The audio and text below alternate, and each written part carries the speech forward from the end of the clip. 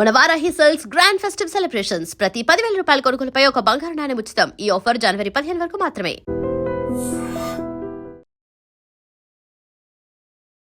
నార్మల్గా పంచాంగం కానీ జ్యోతిష్యం కానీ రాశుల కోసం కానీ ఏదైనా కానీ పంచాంగం వచ్చాక ఉగాది టైంలో చెప్తారు మనం, కానీ వేణుస్వామి గారు ముందే చెప్తారు. ఎలా చాలా మంది వచ్చి ఉగాదిని జరపకండి, జనవరి 1 జరుపుకోకండి అని చెప్తారు.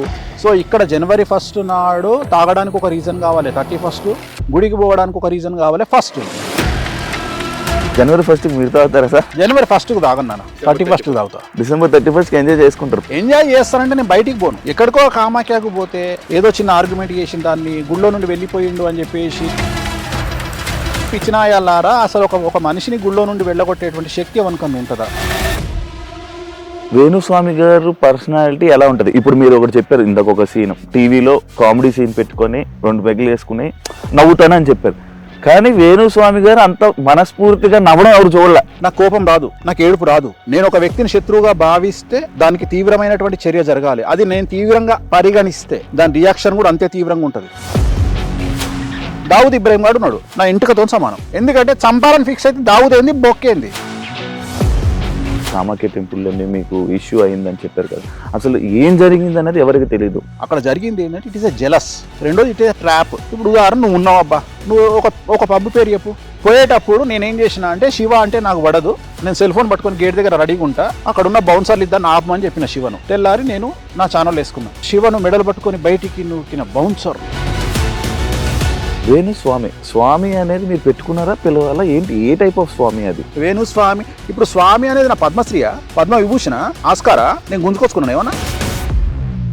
వేణుస్వామికి ఇన్ఫర్మేషన్ ఎట్లొస్తుంది అంటే జాతకాల ద్వారా కాదంట. నేనంట పబ్బులో పోయి కూర్చుంటేనంట విడాకులు తీసుకునే వాళ్ళు పబ్బులో కూర్చొని మాట్లాడుకుంటారంట. అరే నీ అమ్మ చెప్పు తీసుకొని కొట్టాలరా, నిన్ననే ఎల్వి చెప్పు కొనుక్కొచ్చిన 60,000 పెట్టి ఒకటి, లీజింగ్ ఒకటి, థ్యాంక్ యూ ఒకటి. నేను చెప్పను, చెప్పకూడదు.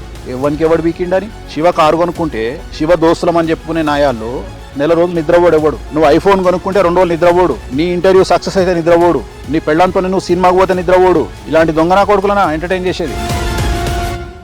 హిందూ సాంప్రదాయాల ప్రకారంగా పిల్లల్ని కానీ వాళ్ళని కానీ పెంచడంలో సాంప్రదాయాలు ఉండాలి, విలువలు ఉండాలి, కానీ మీరు అవన్నీ ఎందుకు బొక్క వేస్ట్ అని అంటుంటారు. చాలా మంది చెప్తారు డబ్బు కంటే బంధాలు అనుబంధాలు గొప్పయి. నువ్వు చిట్టి లేచినవు, కష్టపడి చిట్టి లేచినాడు, ఎగ్గొట్టిండు 10 లక్షల చిట్టి చూపి నీ బంధం అనుబంధం ఏమంటాడు? ఊరుకుంటావా నువ్వు? వాడిని వచ్చి కావాలించుకొని శివా పైసలు లేవు శివా అని కావాలించుకుంటా అనుకో. కావాలింతలు కావాలన్నా పైసలు కావాలన్నా నీకు? పైసలే. ఎక్కడ పోయింది నీ బంధం అనుబంధం? ప్రగతి గారు మన ఏదైతే ఉమెన్ పవర్ లిఫ్టింగ్ లోనే మనకు సిల్వర్ మెడల్ ఏదైతే తీసుకొచ్చారో, అయితే అది వేణుస్వామి గారి వల్లనే గెలిచారా? అసలు నా వల్ల గెలిచింది అనే అంత దుర్మార్గమైన నీచ నికృష్టపు చండాలపు ఎదవనైతే నేను కాదు. అసలు సిగ్గు శరం ఉందా మాట్లాడే వాళ్ళకు? అసలు ప్రగతి గారు మెడల్ కొడితే నాకేం సంబంధం అండి? ఆ క్రెడిట్ నాకెందుకు వస్తుంది? ఇప్పుడు కూడా కెమెరాముఖంగా చెప్తున్నా, ప్రగతి గారు నా వల్ల కొట్టలా, వెంకటేశ్వర స్వామి అనుగ్రహం వల్ల, బగాలముఖి అమ్మవారి వల్ల, నేను ఆమె చేసిన తారాపూజ వల్ల. ఎంత నెగిటివిటీ ఉన్నా, ఎంత మీ గురించి ఎన్ని రూమర్లు నడిచినా మీ దగ్గరికే జనం వస్తున్నారు. ఎందుకు? నన్ను నెగిటివ్గా భావించి, నన్ను ఒక విధవ కింద భావించిన వాళ్ళు నా నిజాయితీ తెలిసిన తర్వాత నా నుండి దూరం పోవడానికి ఇష్టపడట్లేదు. నిజంగానే వేణుస్వామి లంగ పనులు చేస్తే ఎంతసేపు దొరకబట్టడానికి? ఇప్పుడు నేనున్న శివని టార్గెట్ చేయాలంటే 10 రోజులు నాది కాదనుకుంటే శివ ఎన్నిసార్లు పోతాడు బాత్రూమ్లో అనేది కూడా నేను ఇన్ఫర్మేషన్ తెచ్చుకోగలుగుతాను. మీరు మంచి బ్రాండ్లు చూస్తారు కదా. First build your brand, then use your bag. Shiva first copy bag వేసుకున్నా అది జెన్యూన్ అని నమ్మే స్థాయికి శివ ఎదిగిండు అంటే శివ అంత తోపిగా ఇవ్వలేడుగా. హాయ్ హలో నమస్తే, నేను మీ anchor Shiva. Welcome to iDream media. ఈరోజు మన ముందున్న గెస్ట్ వేణుస్వామి గారు. ఆల్రెడీ 2024లోనే నేను ఆయన ఇంటర్వ్యూ చేయడం, 2025లోనే ఇంటర్వ్యూ చేయడం జరిగింది. ఇప్పుడు కొత్త సంవత్సరం రాబోతుంది 2026, దాని గురించి అండ్ ఇంకా ఈ మధ్యకాలంలో ఇంకా చాలా వేణుస్వామి గారు దాంట్లో చాలా సిచ్యువేషన్స్ కొన్ని జరిగాయి. ఆ సిచ్యువేషన్ గురించి కొత్త విషయాల్ని తెలుసుకునే ప్రయత్నమే ఈ యొక్క ఇంటర్వ్యూ. ఆయనతో మాట్లాడి మనకు తెలియని విషయాలు తెలుసుకునే ప్రయత్నం అయితే చేద్దాం. హాయ్ సార్, ఎలా ఉన్నారు సార్? ఓం నమో వెంకటేశాయ. వెంకట సంస్థానం బ్రహ్మాండే నాస్తికించిన వెంకటేశమో దేవో నభూతో న భవిష్యతి. సూపర్. రచ్చస్య రచ్చోభ్యః. ప్రతి ఇంటర్వ్యూలో ఇది చెప్తారా? స్టార్టింగ్ ఇది అంటే నేను ప్రతి ఇంటర్వ్యూ చూస్తున్నా, అది స్టార్టింగ్ అది చెప్పాకే స్టార్ట్ చేస్తారు. అంటే చెప్పేది వేణుస్వామి అనుకుంటారు, వేణుస్వామి కాదు, వెంకటేశ్వర స్వామి మాట్లాడిస్తాడు, ఆయన ఏం చెప్తే అది చేస్తాం. There is no preparing, there is no papers, nothing. So ఇప్పటి వరకు చూసినాం. ఎప్పుడైనా పేపర్ చేతిలో పట్టుకొని మాట్లాడినప్పుడు చూసినావా? నేను ఇంటర్వ్యూలు చేసినాం. సో ప్రిపేర్ అయ్యి శివ ఈ ప్రశ్నే అడుగు ABCD ఏమన్నా అడుగు. సో జ్యోతిష్యం నమ్మాలా, దేవుణ్ణి నమ్మాలా? జ్యోతిషం అనేది దేవుడిలో ఒక భాగం కదా. కానీ అంటే మీరు కొన్ని మాటల్లో దేవుడి కన్నా గొప్పది, దేవుడి కన్నా అనలేదే. కొన్ని మాటలు అనిపిస్తా ఉంటాయి. నీకు అనిపిస్తే నన్నేం చేయమంటావు? నీకు అనిపిస్తే వద్దు, తాగునింతలొద్దు, నీకు అనిపిస్తే వద్దు. అంటే నాకే ఒక వ్యూవర్ గా అనిపించింది, అంటే మిగతా వాళ్ళకి అనిపించదా అని. జ్యోతిష్యం అనేది వెంకటేశ్వర స్వామిలో ఒక భాగము. కలియుగంలో ప్రోటోకాల్ దేవుడు వెంకటేశ్వర స్వామి. సో నవగ్రహాలు కానీ ఇతర దేవతలందరూ కూడా ఆయన అండర్లో ఉండేటువంటి పరిస్థితి. సో ఇక్కడ వైష్ణవతత్వము, శివతత్వము అని 2 భాగాలు ఉంటాయి. సో విష్ణువు పూజించే వాళ్ళు వెంకటేశ్వర స్వామిని ప్రోటోకాల్ దేవుడిగా భావిస్తారు. శైవతత్వానికి వచ్చినప్పుడు శివుడిని ప్రోటోకాల్ దేవుడిగా భావిస్తాడు. సో ఇక్కడ గాడ్ అంటే ఏంది? Generator, operator, destroyer. GOD god, దేవుడు. ఇంగ్లీష్లో ఎందుకు వచ్చింది అంటే G అంటే జనరేటరు, O అంటే ఆర్గనైజరు, D అంటే డెస్ట్రాయరు. జనరేటర్ ఎవరు? బ్రహ్మ అంటే క్రియేటర్. ఆర్గనైజర్ ఎవరు? విష్ణుమూర్తి. డిస్ట్రాయర్ ఎవరు? శివుడు. అయిపోయింది, గాడ్ వచ్చిండు. సో ముగ్గురు లేకపోతే లేదు. సో క్రియేటర్ ఎవరు? బ్రహ్మ. మనిషిని పుట్టించేది ఎవరు? ఆయనే. సో సృష్టి స్థితిలయ కారకులు. సో మన జాతకం కూడా దాంట్లో భాగంగానే ఉంటది.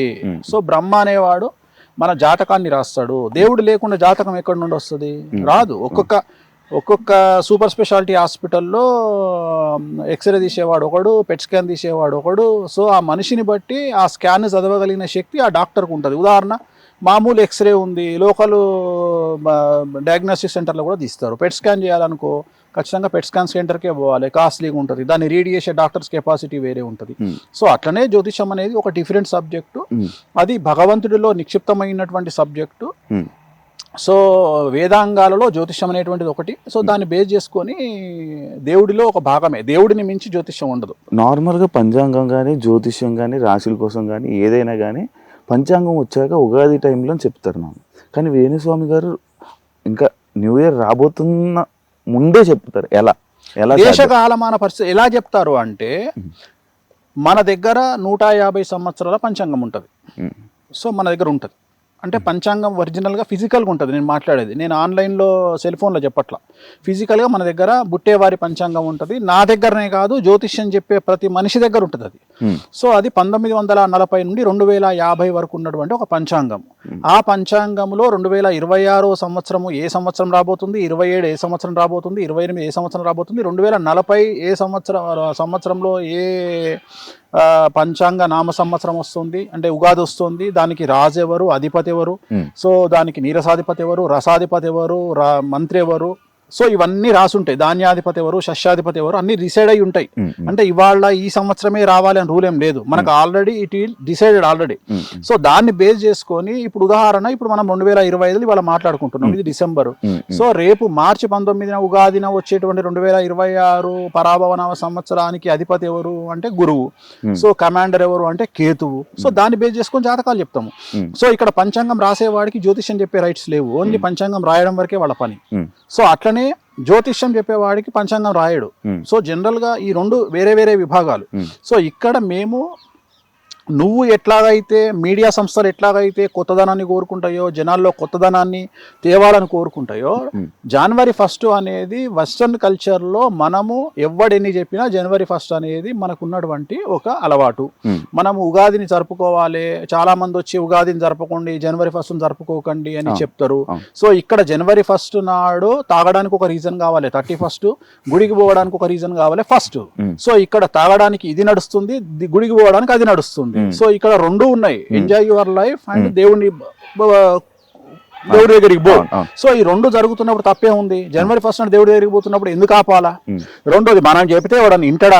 బర్త్డే మన సంస్కృతి కాదు, కేకు కట్ చేయడం మన సంస్కృతి కాదు అని చాలా మంది విమర్శిస్తారు. సో నేను అనేది ఏంటంటే, నీకు ఉత్సాహాన్ని ఇచ్చే ఏదైనా సరే చేయడంలో తప్పు లేదు. సో నువ్వు బర్త్డే అయినా సరే, మ్యారేజ్ డే అయినా సరే, ఏదైనా సరే సెలబ్రేషన్ కు నీకు ఒక పండగ నువ్వు చేసుకో. వెస్టర్న్ కల్చర్ లో మనలాగా వాళ్లకు పండగలు లేవు. వాళ్ళకు ఉన్నది ఈస్టర్ ఒకటి, క్రిస్మస్ ఒకటే, 2 పండుగలు. మిగతావన్నీ అందుకనే వాళ్ళు daughters day, fathers day, mothers day, marriage day, birthday, children day అని పెట్టుకున్నారు. కానీ మనకు సంవత్సరాంతము తొలి ఏకాదశి నుండి మొదలుకుంటే ఉగాది వరకు పండగలు మనకు. అయినా సరే ఈ పండగలలో, ఈ 40 పండుగలలో ఇంకో 10 పండుగలు వచ్చి చేరితే ఏమన్నా నష్టమా? నష్టమేం లేదు కదా. ఇంకో 10 రోజులు 2 పెగ్గులు ఎక్కువ తాగుతారు, ఇంకో 10 రోజులు ఇంకో 2 ముక్కలు ఎక్కువ తింటారు. సో ఇంతకు మించిన పెద్ద సంచలనాలు ఏముంటాయి లైఫ్లో? సో దీనివల్ల వచ్చిన నష్టం ఏం లేదు కదా. సో మనం ఉగాదికి స్టార్ట్ చేయాల్సింది 3 నెలల ముందు స్టార్ట్ చేస్తున్నాం. దీంట్లో ఏం తప్పు లేదే. అంటే జనాలు ఇన్ఫర్మేషన్ తీసుకోవాలనుకుంటారు. దీంట్లోనే నీ ఆన్సర్ ఉంది. జ్యోతిష్యాన్ని నమ్మకపోతే, వేణుస్వామిని నమ్మకపోతే, వేణుస్వామి పంచాంగ ప్రిడిక్షన్ కోసం జనాలు ఎందుకు వెయిట్ చేస్తారు? నువ్వు నా దగ్గరికి ఎందుకు వస్తావు? నేను జనాలకు ఎందుకు చెప్తా? సో జనాలు వెయిట్ చేస్తున్నారు వేణుస్వామి ఏం చెప్తాడో ఇందామని. సో క్యూరియాసిటీ ఉంటది. కేసీఆర్ లాగానే, కేసీఆర్ మాట్లాడితే సంచలనం, మాట్లాడకపోతే సంచలనం. వేణుస్వామి మాట్లాడితే సంచలనం, మాట్లాడకపోతే సంచలనం. సో జాతకం మీద ఆధారపడి ఉంటది. సో మన పని మనం చేసుకోవాలి, జాతకాలు చెప్పాలి. సో చాలా మంది విమర్శిస్తారు, ఉగాదికి చెప్పాల్సింది మీరు జనవరి 1st ఎందుకు చెప్తున్నారు అంటే మా ఇష్టము. సో జనరేషన్ బట్టి మేము మారుతాము, మీడియాని బట్టి మేము మారుతాము. మమ్మల్ని మీడియా అడుగుతుంది కాబట్టి, జనాలు వెయిట్ చేస్తారు కాబట్టి మేము చెప్తున్నాము. దీంట్లో తప్పేం లేదు. ఇదేం నా సమాజానికి నష్టం కాదు. ఒకరిని కొడతలేము, ఒకరి దగ్గర గుంజుకుంటలేము. మనకి ఇన్ఫర్మేషన్ ఇస్తున్నాము, తప్పేముంది?